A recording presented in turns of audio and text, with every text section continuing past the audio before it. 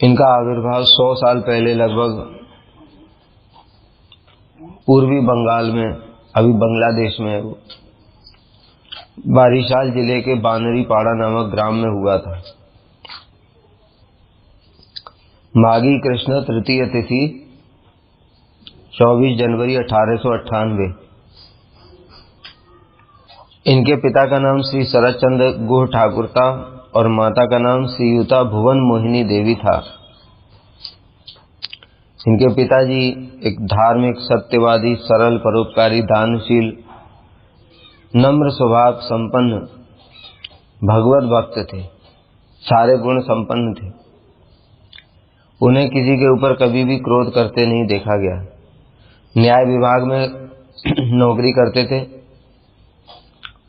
उन्होंने कभी भी जीवन में रिश्वत नहीं ली। इस कारण से उनके ऑफिस में सभी लोग उनको बड़ा प्रेम करते थे, सम्मान करते थे। और उन्होंने जो दीक्षा ली वो अद्वैत परिवार के संत श्री विजय कृष्ण गोस्वामी, उनसे दीक्षा ली।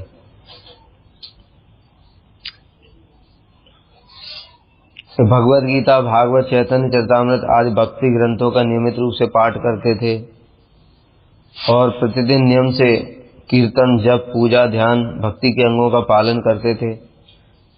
न्याय विभाग में थे, इस कारण से उनके घर में बड़े बड़े न्यायाधीश, मजिस्ट्रेट, वकील और सब शिक्षित लोग आया करते थे। किसके लिए आते थे? धार्मिक ग्रंथों की व्याख्या सुनने के लिए आते थे। अभी तो ये सब होता ही नहीं है, बंद हो गया सब। माता श्रीयुता भुवन मोहिनी देवी, वह भी एक धनी मानी, संभ्रांत, शिक्षित, जमींदार परिवार की महिला थी और ससुराल में भी सारा जमींदारी का कार्य संभालती थी और घर की व्यवस्थाएं भी देखती थी। ये समस्त जमींदारी संबंधी कार्यों में अत्यंत रूप से कुशल थी माता जी। इस प्रकार से धार्मिक और सर्वगुण संपन्न दंपत्ति के घर में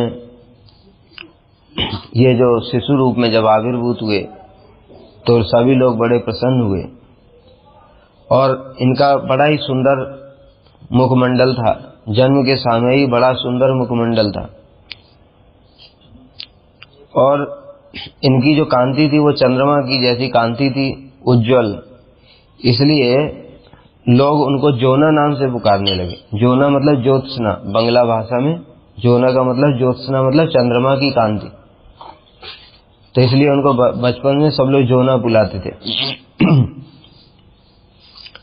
जब ज्योतिषियों ने कुंडली देखी तो कहा कि यह बालक एक दिन भविष्य में अलौकिक प्रतिभा संपन्न महापुरुष के रूप में प्रसिद्ध होगा। जन्म कुंडली के आधार पर यह बालक दीर्घकाय, विशाल काया होगी, महाज्ञानी, शास्त्रवेत्ता, सुंदर, ब्रह्मचारी, आचार्य, शूरवीर, धनवान, त्यागी, जितेंद्रिय, सहिष्णु, अखिल गुण विशिष्ट, परम धार्मिक महापुरुष होगा, कुंडली के अनुसार ही। मेदिनीपुर जिला के अंतर्गत में गांव के प्रसिद्ध ज्योतिषी श्री वैकुंठनाथ महोदय इनकी जन्म पत्री देख करके अत्यंत विस्मित हुए और बोलने लगे, इस बालक का जन्म सब प्रकार के शुभ योग से युक्त लक्षण में हुआ है, उस पर भी बृहस्पति की अंतर्दशा मध्य भाग में। इसके पश्चात राजयोग लक्ष्य किया जा रहा है। अतएव जीवों के भाग्य विधाता भगवान श्री कृष्ण की सेवा की यह जगत को शिक्षा प्रदान करेगा। ज्योतिषी ने बता दिया कि ये बालक बड़ा होकर के भगवान कृष्ण की भक्ति की शिक्षा देगा। उनका बाल्यकाल में नाम रखा था श्री शैलेंद्र नाथ गुह ठाकुर था, लेकिन सब लोग उनको जोना नाम से ही बुलाते थे और पिता उनको जनार्दन नाम से बुलाते थे। बाद में जो स्कूल में इनका नाम जो है विनोद बिहारी ही प्रसिद्ध हुआ। इस प्रकार से इनका बाल्यकाल, जब ये छोटे ही थे, शिशु थे, उसी समय इनके एक बड़ी अलौकिक घटना घटी। एक बार इनकी माता जी अपने पुत्र को लेकर के अपने पिता के घर में आई, दूधल नामक ग्राम, और प्रातः शिशु के समस्त अंगों में तेल लगा करके उसको धूप में लिटा दिया था और घर के काम करने लग गई। उसी समय एक बड़ा बाज पक्षी शिशु को अपनी चोंच में पकड़ करके आकाश में उड़ गया। इनको उठा करके आकाश में उड़ गया चोंच में। तो सभी लोग, तो पास पड़ोसी लोग जोर जोर से चिल्लाने लगे, मैया भी जोर से रोने लगी। सभी लोग बाज का पीछा करने लगे। पास में ही एक सरोवर था, तो वो जो बाज पक्षी है वो उसने शिशु को धीरे से, जो सरोवर था उसमें सुपारी के खोल तैर रहे थे। सुपारी वृक्ष होता है ना, सुपारी का, पान सुपारी, उसका जो वृक्ष होता है उसकी छाल, वो छाल तैर रही थी वहां पे सरोवर में। बहुत सारे पत्ते, छाल, वो सब तैर रहे थे। तो उसने उसको, बाज पक्षी ने शिशु को उसके ऊपर ही रख दिया। लोगों ने दौड़ करके उसे गोद में उठा लिया और माता की गोद में रख दिया। तब लोगों ने अनुमान किया कि यह शिशु साधारण नहीं है, तो बाज पक्षी आकाश में उड़ गया था, अगर वहीं से छोड़ देता तो क्या होता। तो इसलिए यह कोई साधारण नहीं है, भगवान ने किसी विशेष उद्देश्य से इस शिशु को जगत में भेजा है और भविष्य में यह सत्य हुआ। यही बालक आगे चल करके श्री गौड़ी वेदांत समिति के प्रतिष्ठाता श्रील भक्ति प्रज्ञान केशव गोस्वामी महाराज के नाम से परिचित हुए। इनके पिताजी कभी भी मंदिर जाते, धर्म सभाओं में जाते, चैतन्य चरितामृत भागवत गीता का पाठ होता तो बालक को साथ में ही ले जाते।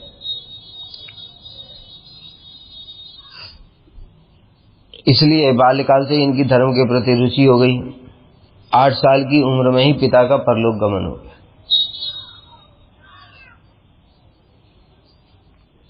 तब जो माता जी हैं भुवन मोहिनी देवी, उन्होंने ही उनका पालन पोषण किया।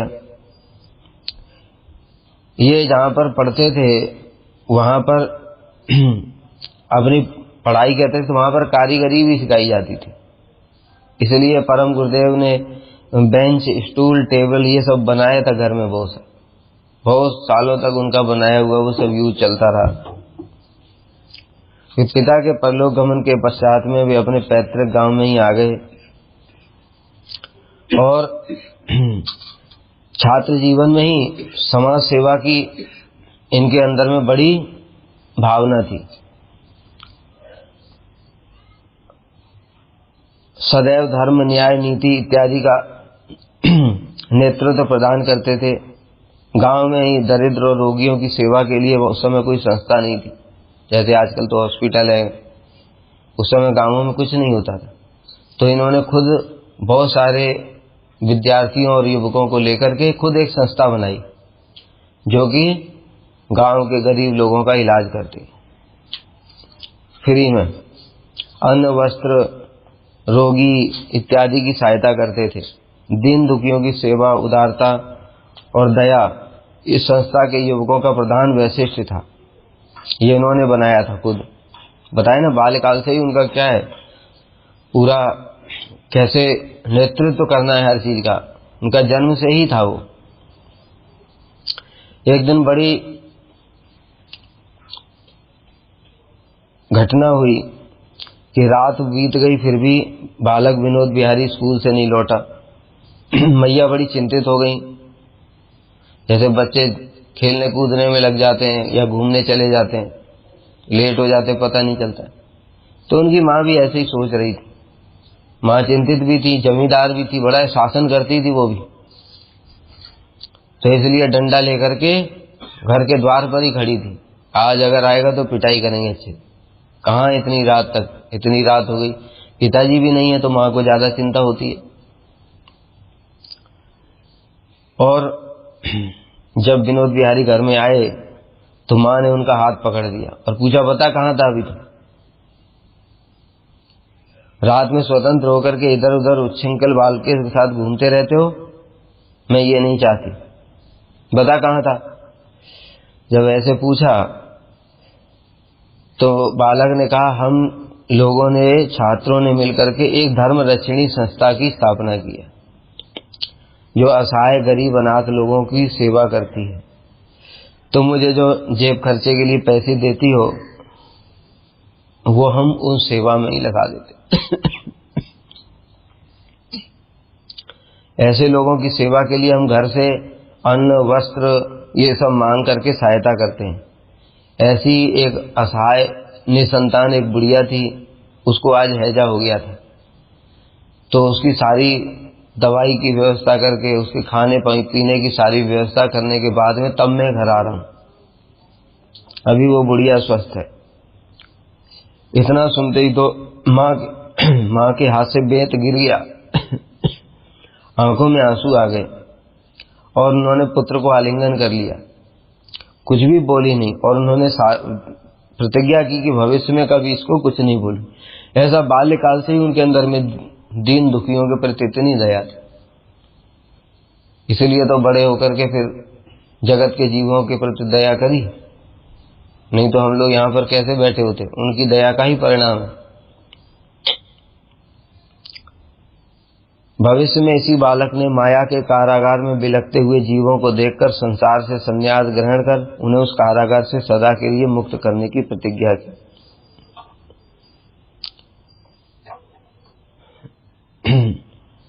धीरे धीरे जब वो और आगे बढ़े उनकी पढ़ाई तो उनके स्कूल में जो चैतन्य चरितामृत इत्यादि की पढ़ाई कराई जाती थी, तो वहां पर जो टीचर हैं जब वो कुछ व्याख्या करते, मायावाद परक व्याख्या कर देते। टीचरों को क्या पता है भागवत गीता और चैतन्य चरितामृत, जो पढ़ते हैं उसका मीनिंग बता देते। जब कुछ भी इधर उधर की व्याख्या करते तो विनोद बिहारी उनको सही कर देते और बड़ी अद्भुत व्याख्या करते थे। वो सुन करके तो टीचर भी हैरान रह जाते कि इसको कहाँ से ये सब आता है। धीरे धीरे इन शास्त्रों के प्रति इनकी ऐसी रुचि उत्पन्न हुई कि इन्होंने चैतन्य चरितामृत एक बार पढ़ रहे थे और उस पर विचार करने लगे। भारत भूमि ते हैला मनुष्य जन्मजार, जन्म सार्थक करी कर परोपकार। भारत भूमि में जन्म हुआ है जिसका, वो जन्म सार्थक करे और परोपकार करे। सबसे बड़ा परोपकार क्या है? जीवों के प्रति दया। दया दो प्रकार की, एक अमंद उदया दया, एक मंद उदया दया। मंद उदया दया क्या होती है? जो इस जगत में हम लोग देखते हैं। जगत के लोग अधिकतर क्या है, कोई भूखा आ गया उसको खिला दिया, कोई गरीब है उसको कपड़े दे दिए, पैसा दे दिया, किसी बच्चे को पढ़ा दिया, किसी की शादी करा दी, हॉस्पिटल खुलवा दिया, ये सब भी दया है। लेकिन ये दया कैसी है? मंद, मतलब समय के अनुसार मंद पड़ जाती है। आज तो तुमने खिलाया, कल फिर भूख लगेगी तो दया तो खत्म हो गई। किसी को पढ़ा दिया, पैसा भी कमा रहा है तो कब तक चलेगा? जब तक वो जीवित है। मरने के बाद फिर अपने कर्म का फल भोगेगा। तो ज्यादा से ज्यादा इस दया की जो टाइम लिमिट होती है वो कितनी होती है? एक जीवन, ज्यादा से ज्यादा, वो भी जरूरी नहीं। किसी को कपड़ा दे दिया, 2-3 साल चला फिर फट गया। किसी का इलाज करा दिया, सही हो गया, फिर अपने आप कर्म के अनुसार फिर उसको रोग आएगा तो फिर से रोग आ गया। इसलिए इसको कहते हैं मंद उदया दया, जो समय के अनुसार मंद पड़ जाती। दूसरी होती अमंद उदया दया। अमंद उदया दया मतलब जो कभी भी समय के साथ में मंद नहीं पड़ती। और यही क्या है? भक्ति। ये भक्ति है। क्यों? क्योंकि भक्ति का समय से कोई मतलब ही नहीं है। भक्ति किसकी वृत्ति है? आत्मा की वृत्ति। भक्ति आत्मा की वृत्ति, और आत्मा तो कभी मरती नहीं है। इसलिए उसमें जो भक्ति होती है वो भी अगले जन्म में फिर वैसे ही चली जाती है।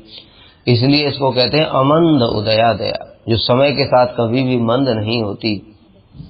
तो इसलिए इन्होंने सोचा कि अब जीवों पर उपकार करना चाहिए, भजन करना चाहिए।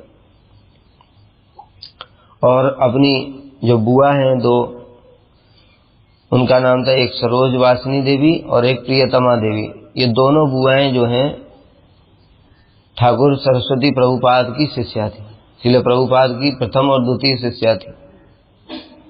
वो 1915 में गौर पूर्णिमा के अवसर पर श्रील विनोद बिहारी ब्रह्मचारी अपनी बुआ के साथ में, उस समय उनकी उम्र कितनी होगी, लगभग 16 साल लगभग, बुआ के साथ में प्रभुपाद का दर्शन करने के लिए आए और प्रभुपाद की हरि कथा सुनकर के बड़े आकृष्ट हुए। हरि कथा के पश्चात भी कुछ दिन वहीं पर रहे और उनकी कथा सुनकर के जिससे प्रभुपाद ने इनको हरि नाम प्रदान किया। ये जब बताया ना, विनोद बिहारी उनकी तरफ बड़ी आकृष्ट हुए हरि कथा सुनकर, तो फिर हरि नाम के लिए प्रार्थना की तो श्रील प्रभुपाद ने उनको हरि नाम प्रदान किया। इसी समय जो प्रभुपाद हैं एक दिन कथा कर रहे थे, उन्होंने नवदीप धाम के 9 द्वीपों में एक एक मठ स्थापन, बंगाल और भारत में विभिन्न नगरों में गौड़ी मठ और प्रचार केंद्रों की स्थापना, प्रिंटिंग प्रेस की स्थापना और भक्ति का प्रचार कार्य, ये सब संकल्प अपने बताए कि मेरी इच्छा है कि सारे भारतवर्ष में महाप्रभु की वाणी के प्रचार केंद्र स्थापित किए जाए, शुद्ध भक्ति ग्रंथों की प्रकाशन किया जाए। इस प्रकार से श्रील प्रभुपाद ने अपनी इच्छा बताई। तो इनकी जो शिष्या थी श्री सरोज वासनी देवी, जो परम गुरुदेव की बुआ जी, उन्होंने पूछा, अभी इस योग पीठ में ही आरती के समय कांसर घंटा बजाने के लिए ब्रह्मचारी नहीं है।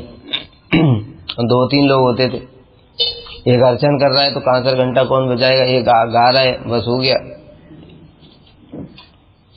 फिर इतने मठ जो आप बनाना चाहते हैं उनकी व्यवस्था कैसे कौन संभालेगा। तब श्रील प्रभुपाद ने इस बालक की ओर उंगली करते हुए कहा, विनोद बिहारी इन सारे मठ एवं प्रचार केंद्रों की व्यवस्था करे। तो ये है, गुरु ने वर्ण कर लिया, वर्ण करने के साथ ही साथ शक्ति संचार कर दी, शक्ति संचार कर दी। इस कारण से वह बात प्रभुपाद की सत्य भी हुई। हमारे परम गुरुदेव ने बाद में जाकर के श्रील प्रभुपाद ने जो 64 गौड़ी मठ बनाए थे, उनके मैनेजर थे परम गुरुदेव, उनकी सारी व्यवस्था परम गुरुदेव देखते थे।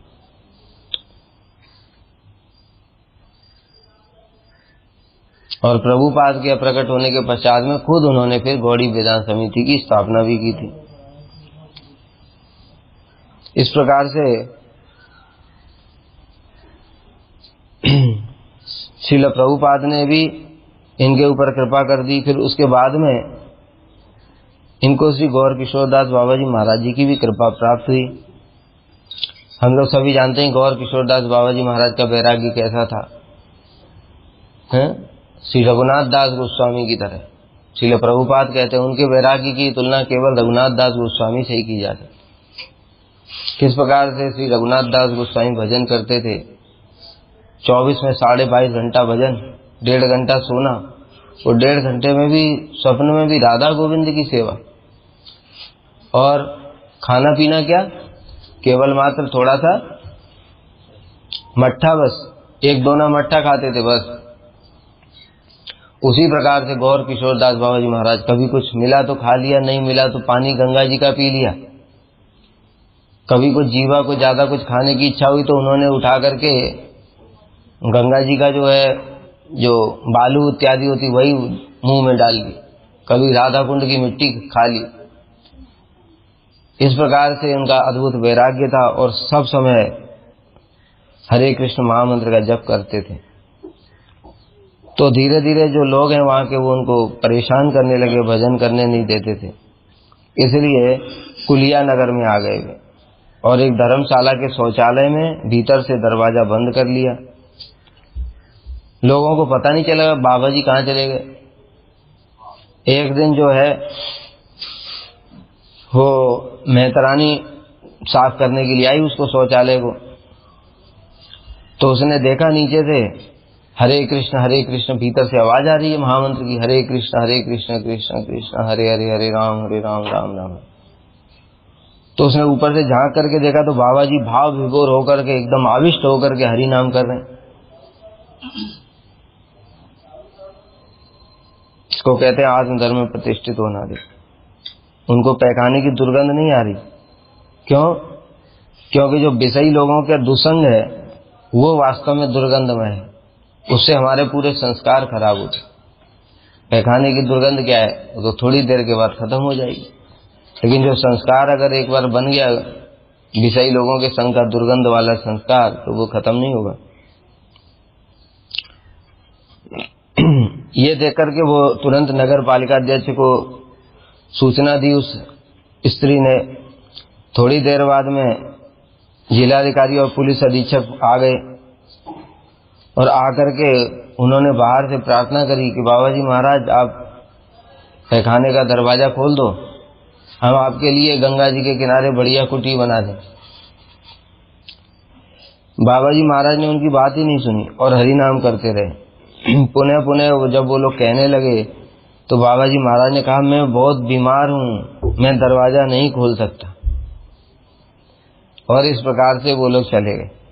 तो कितनी अद्भुत बात है। ऐसे भजन होता है। तभी बताया ना, तभी प्रभुपाद कहते थे कि मेरे गुरु जी का भजन की तुलना किससे हो सकती है? रघुनाथ दास गोस्वामी।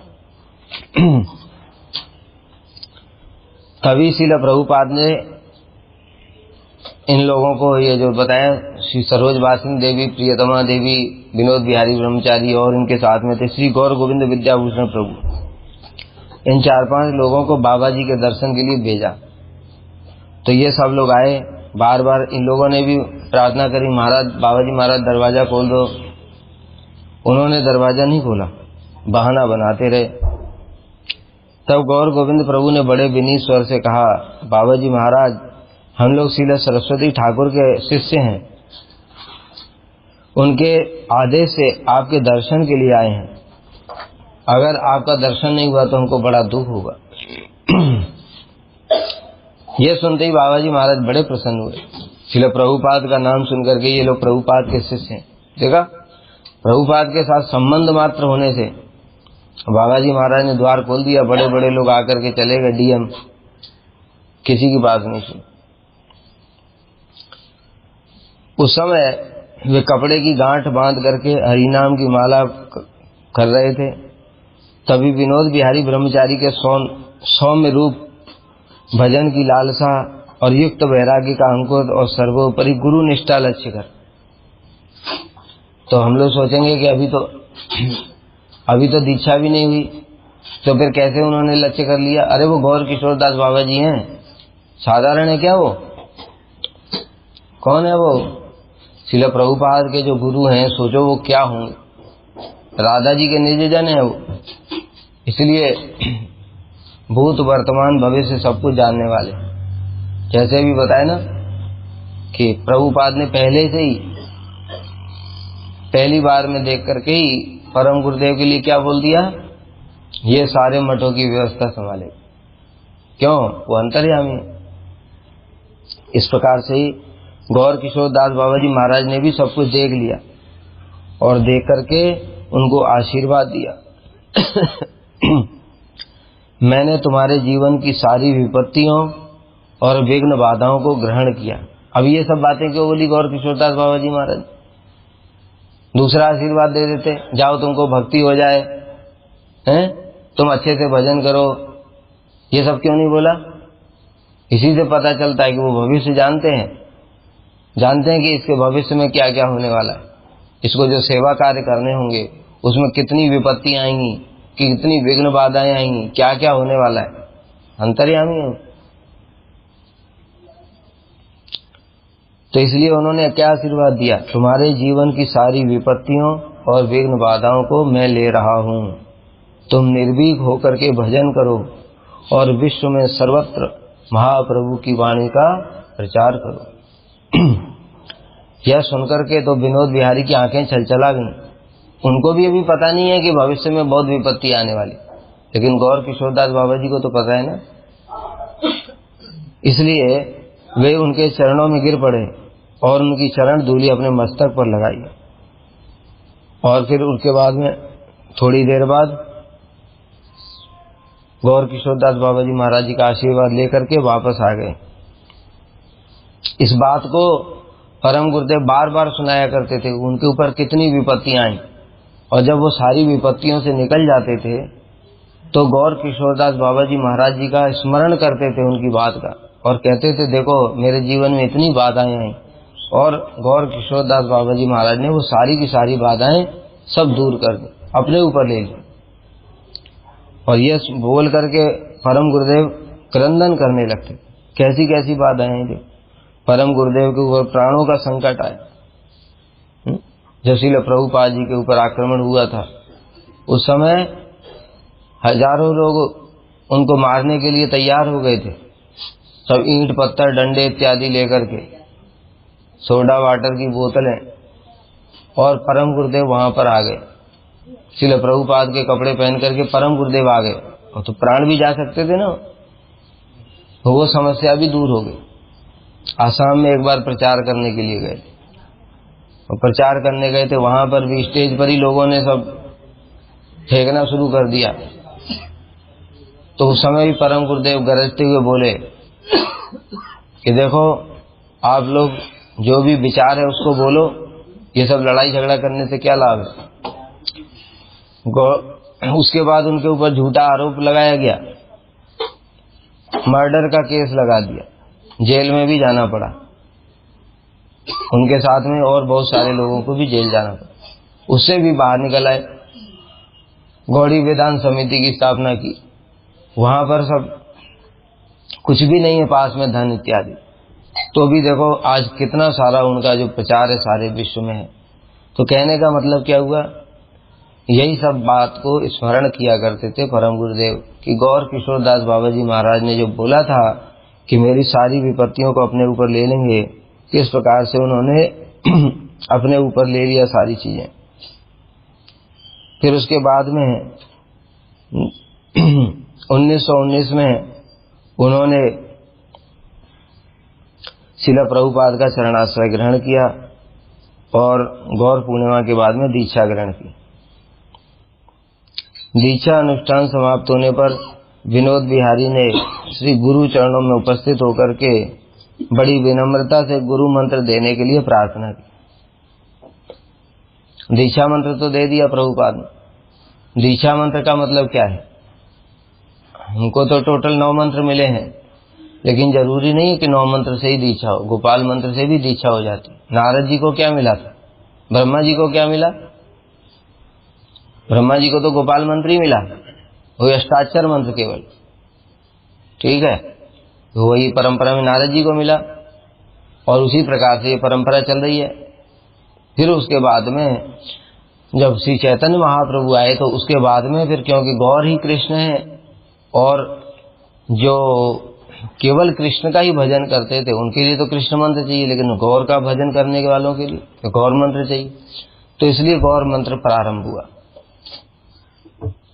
तो गौर मंत्र जो जप करता है और कृष्ण मंत्र भी जप करता है, तो उनको 2 स्वरूप प्राप्त होंगे, एक महाप्रभु की लीला में औदार्य, और दूसरा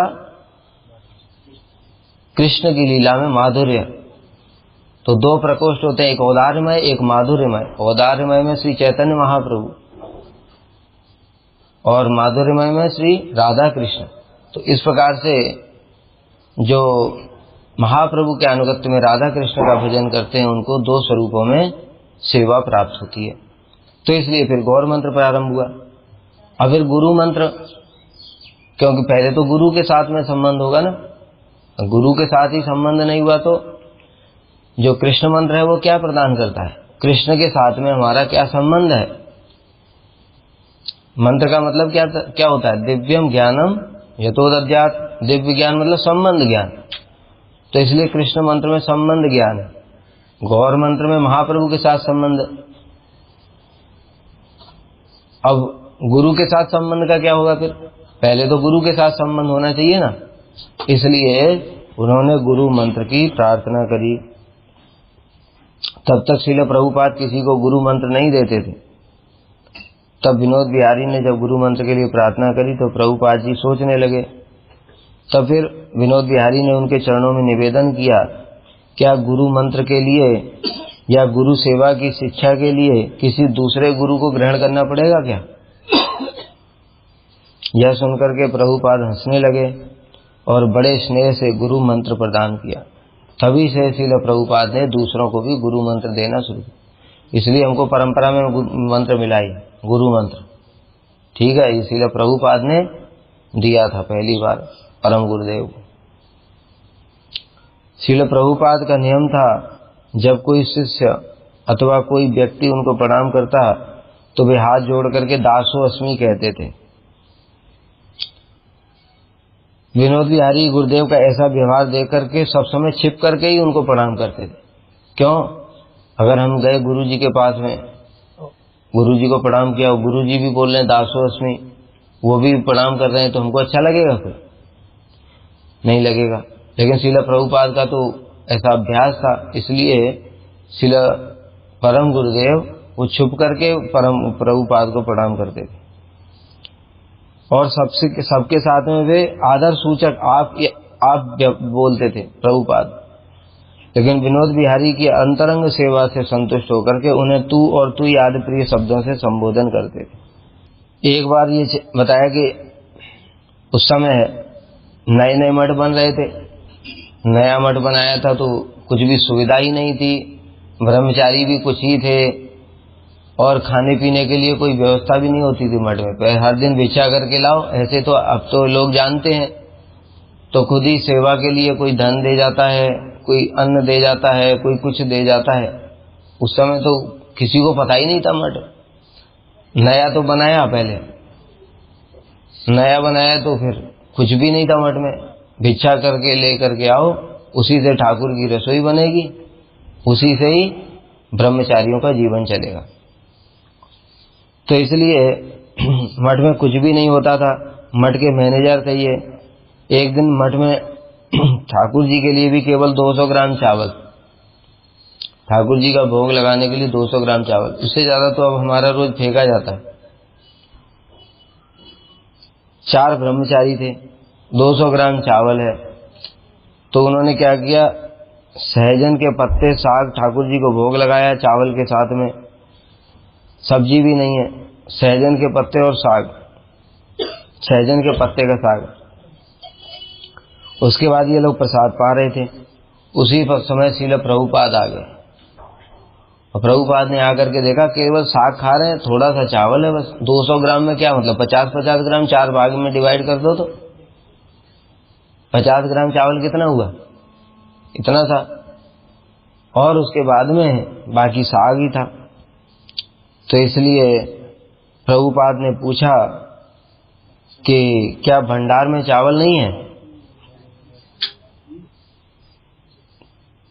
तो श्रील विनोद बिहारी ब्रह्मचारी ने बड़ी विनम्रता से उत्तर दिया, नहीं ऐसी बात नहीं है, भंडार में तो चावल है, लेकिन हम लोग वैराग्य का अभ्यास कर रहे हैं।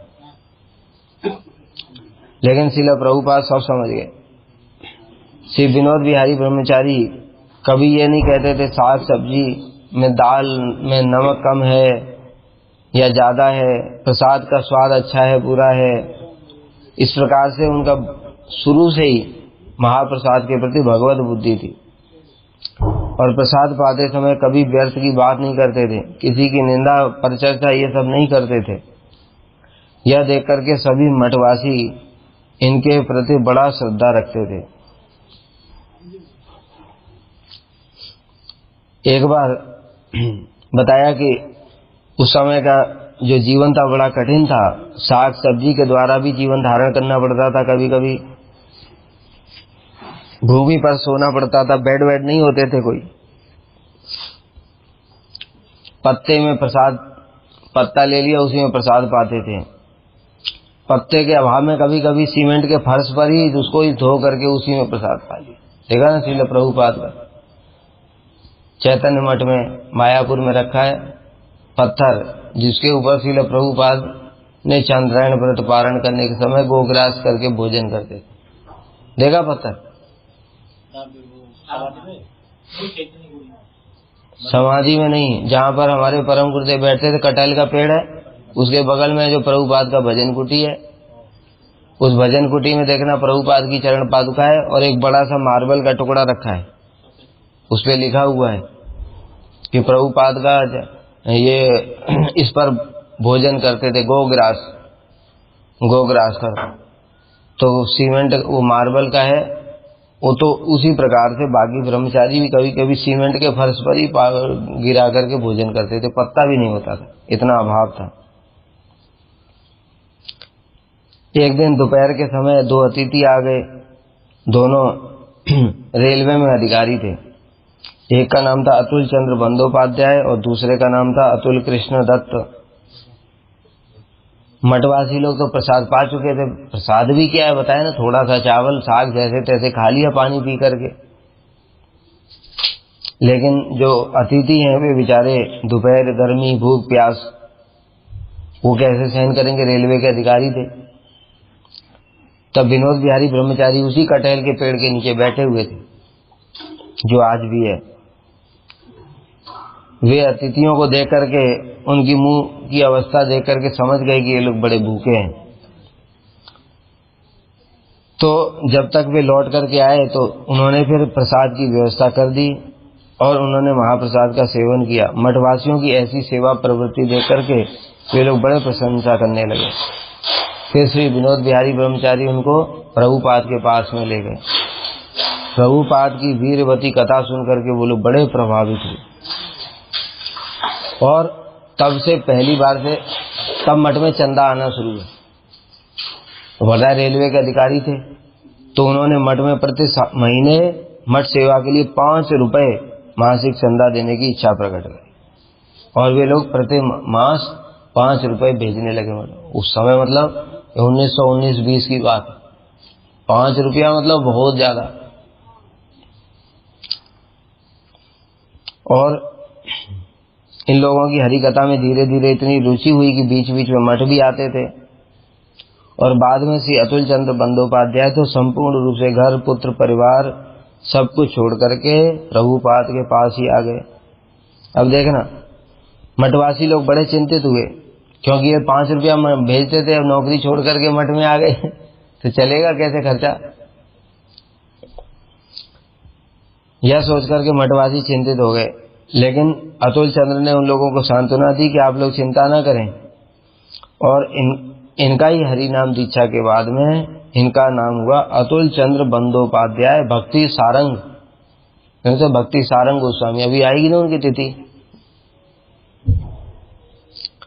और जो गौड़ी मठ में जो सबसे अधिक जो धन कलेक्ट करके लाते थे वो इसी भक्ति सारंग गोस्वामी महाराज जी थे। बहुत उन्होंने धन इकट्ठा करके मठ को दिया और मठ के निर्माण में बड़ी सेवा करी। इनका भी जीवन चरित्र बड़ा अद्भुत है और श्रील प्रभुपाद के एक एक शिष्य, क्या उनका जीवन चरित्र अद्भुत, इनकी बड़ी महिमा थी। और जो ये भक्ति सारंग गोस्वामी महाराज हैं, इन्होंने ही हमारे जो परम गुरुदेव हैं इनको टाइटल दिया था क्या, आचार्य केसरी। आचार्य केसरी जो टाइटल दिया था वो भक्ति सारंग गोस्वामी महाराज जी ने ही दिया था। पाषंड गजैक सिंह। तो ये किस प्रकार से बहुत अद्भुत रूप से पाषंड गजैक सिंह की उपाधि से विभूषित किया था।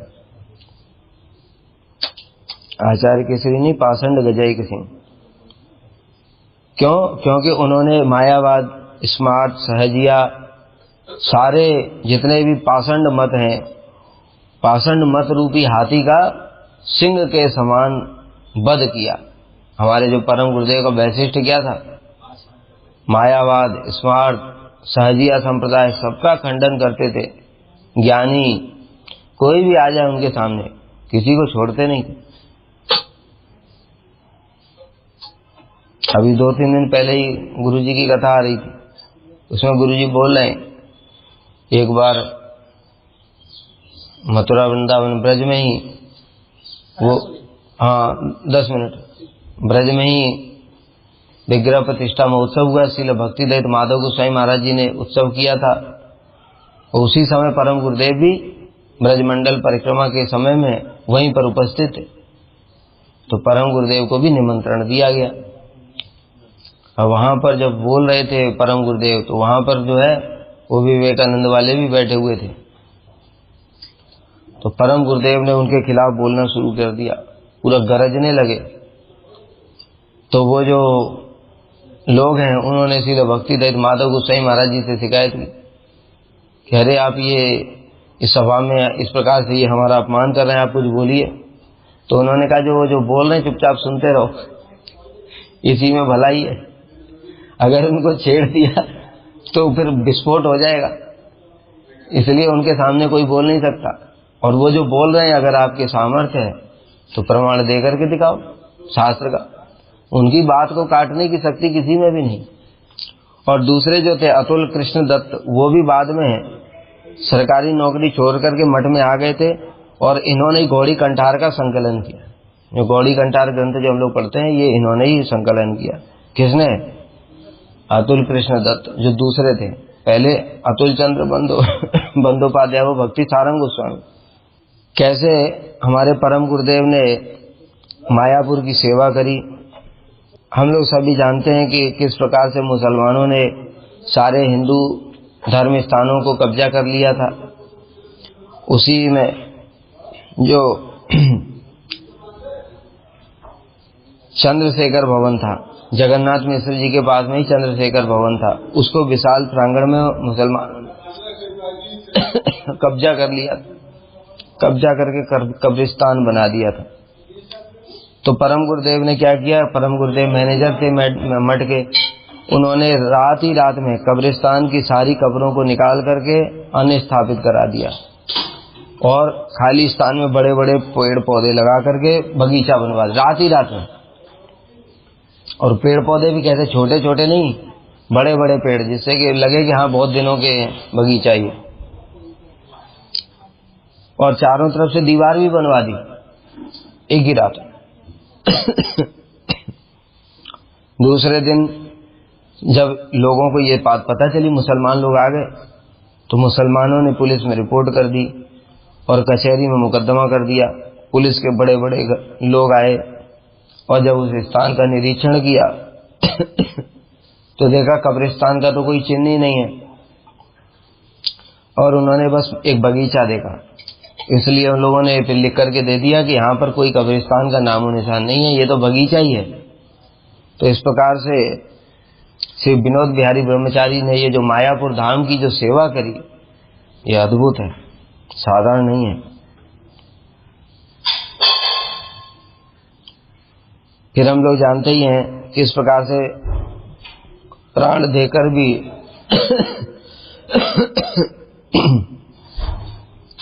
गुरु सेवा का आदर्श दिखाया उन्होंने।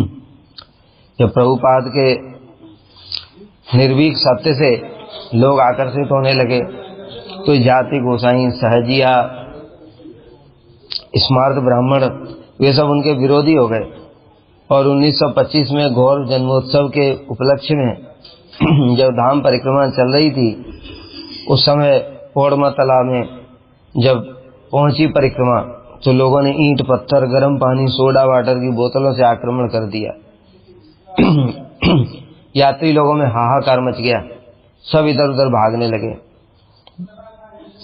उसी समय विनोद बिहारी ब्रह्मचारी ने प्रभुपाद की रक्षा करते हुए उन्हें पास के ही एक भक्त के घर में पहुंचा दिया, और जो उपद्रवी लोग हैं वो प्रभुपाद को मारने के लिए ढूंढ रहे थे। विनोद बिहारी ने तत्क्षण प्रभुपाद का संन्यास वेश और दंड खुद ले लिया, और अपने जो सफेद कपड़े थे वो प्रभुपाद को पहना दिए, और छुप करके प्रभुपाद को उसी सफेद कपड़े में ही मायापुर भेज दिया, और खुद सन्यासी वेश धारण किए हुए विनोद बिहारी बाहर आ गए, जिससे कि मुझे ही ये लोग समझे कि मैं ही प्रभुपाद। तो इस प्रकार से कैसे उन्होंने सेवा करी, जैसे कुरेश ने सेवा करी थी। रामानुजाचार्य जी के शिष्य थे ना कुरेश, जो शैव संप्रदाय के लोग हैं, वो रामानुजाचार्य जी को मारना चाहते। कुरेश को पता चल गया, उन्होंने रामानुजाचार्य जी का सन्यास वस्त्र पहन करके खुद चले गए कि मैं ही रामानुज हूं। उनके साथ में शास्त्रार्थ हुआ। शास्त्रार्थ में भी कुरेश ने उनको पराजित कर दिया, लेकिन वो लोग तो पहले से ही प्लान बना करके बैठे थे, इसलिए उन्होंने कहा नहीं नहीं तुम हार गए हो, इसलिए तुम्हारी आंखें फोड़ दी जाएंगी। तो कुरैश की आंखें फोड़ दी। तो इस प्रकार से रामानुजाचार्य की जैसे सेवा करी थी कुरैश ने, ऐसे ही परम गुरुदेव ने श्रील प्रभुपाद की सेवा करी और बाद में खुद भी मायापुर आ गए। पुलिस ने तो इस घटना को दबा दिया, नहीं तो पुलिस की बेइज्जती हो जाती। लेकिन आनंद बाजार पत्रिका, जो कि उस समय की प्रसिद्ध पत्रिका थी, उसमें ये बात छपी तो बड़े बड़े राजा महाराजा लोगों को ये बात पता चली। तब से गौड़ी मठ का नाम लोग जान गए। सभी वैष्णव श्री विनोद बिहारी ब्रह्मचारी की अपूर्व गुरु निष्ठा से बड़े विस्मित हुए। बताए ना कि हम लोग होते उस समय तो क्या करते, अपने अपने प्राण बचाते। ये बात भी मन में नहीं आती कि गुरु जी की रक्षा कैसे की जाए। अगर एक बार को सोच भी लेते कि गुरु जी को बचाएं तो भी मन में बात ही नहीं आती कि क्या करें, है ना, किंग कर्तव्य विमूढ़ हो जाते। लेकिन उन्होंने कितना धैर्य धारण किया उस परिस्थिति में भी, और कैसे श्रील प्रभुपाद को सुरक्षित बचाया।